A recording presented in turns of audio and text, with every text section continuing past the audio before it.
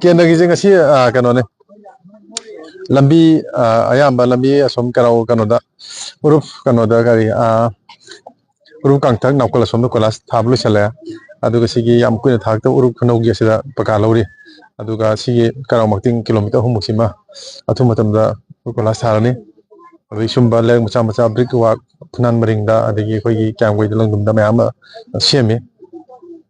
sabala kai no khoi sangbu oi asing mathakta mu ai hujik lai ji kanone phunan ning thok tele bagi ka mai laksang ma sagena paisa advance 50% pir ma lai ne smai rangam bakra hotnari kanogi kendra gi wena adu makha ta ju sothara maroi khoi karang makting hatara ko metai pangasing lebi jaga sing ja sida makha ta na ko sana bung semba te te leraki drain gi ama ai to ba ni maximum sianaba hona gane ha je mai thamjare Pungena tahan ini matang dah kita makan pembiaya dalam meeting pang tu kan ya atau pang tu kita baru government ki side tegi jo ko sesuatu ni mesej maka sangga bagi matang kah jusum bahaya tare masida legislation na ke di yang dikari lagi no development akhoi na mai convener ni akhoi honorable lamlai gi taimum chaga honorable akhoi mang phan ga moni pullaga joint meeting moi na kai ta ni khom meeting tau jara to no bane ada moi maroina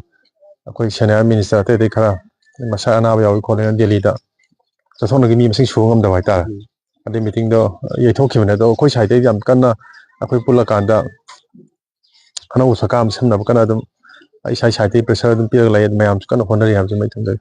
sida ko ki tokhai ba na tokhai bokom khaju lakna ba masida sorak ko chumcha tentative hai tare karam karam kanda pudi lakpya bagi nya pa jana thaja thambe ya ni ka president lu je pam di hai bagi slogan ma di kana lakni ada adum yaringai akhoi kana thuna bhai ta akhoi punlaga akhoi gi an gi mateng lo hai ta lo gi mateng ni ka akhoi center na semak ta ka jo akhoi am punlaga tong na jana haina badi lei